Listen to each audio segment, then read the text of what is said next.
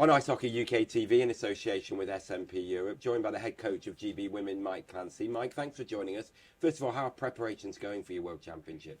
Fantastic. We've been working through a series of training camps, etc. Next preparation for us is a Four Nations tournament in Poland that we're quite excited to go to. Teams will be playing strong teams in our own conference, and then we'll get an opportunity to play against a team that's far higher in Denmark. So looking forward to that. How useful will that be, like a competitive tournament in February ahead of the World? Invaluable. I think in getting the girls prepared, getting them up to fitness, speed, everything else that we're looking for from a systems perspective, and a togetherness to actually go away before we get to Korea, build that togetherness and then take that onwards to Korea is invaluable. Have you got an aim for Korea? Yes, I said it last year and I said it several times. For me, it wasn't about going up and competing for those lower bronze medals and things. It was actually to go up and go up again. And I think that puts the senior Great Britain women in exactly the right league to be able to compete going forward. There's a fine balance, isn't there, between too much pressure but also pushing to succeed. Do you see what I'm saying there? It could be too much pressure, but are you the type of person that just thinks if you think and aim big, you can achieve it? No, I think right from the very outset, the girls' capability was always there. It was their own mental toughness and belief that they could step up to that next level and compete. So for me, no, the girls have this in the bag. They absolutely can compete at this level. They just need to believe, buy into the systems as we've done all the way through and continue to push it forward.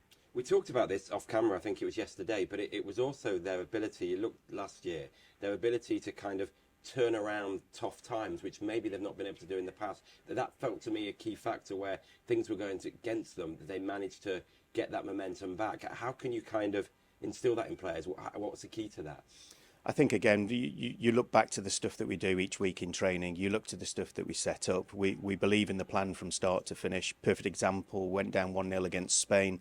A traditional team of Great Britain probably would have collapsed at that point and gone on and conceded one or two more. Actually, we got even stronger and took that game right back to them and kept at it, eventually getting the equaliser before we went on to win that game 3-1. We're talking here in Dumfries at the Under-18 Women's World Championship. How important is it for you and your coaching staff and staff? I know Sean was here earlier in the week to see this next generation. Of course, some of them are in your roster for Poland. Yeah, for me, it's great to see them actually in a competitive environment. It's not the same when you're watching them on videos, and I think they get a lot from it as well. They'd like to see that we're taking an interest in the youth that are coming through and stepping up. Great group of youngsters coming through into this GB programme that will again strengthen us as we go forward. We'll find the balances. Good test for four to come with us this time, and I'm quite excited for that. I'd like to see what they get out of it. And just finally, can't do an interview without mentioning Safi Allen, who announced her retirement a few weeks ago. How much? Well, also, what your thoughts about her as a person and a player, and how much of a loss will she be to the programme?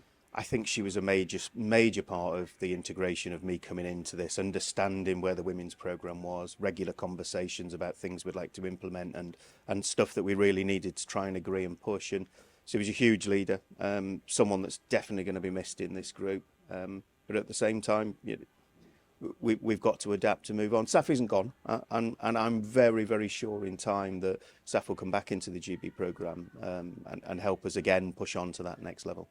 Thanks for joining us, Mike. Thanks very much. Take care.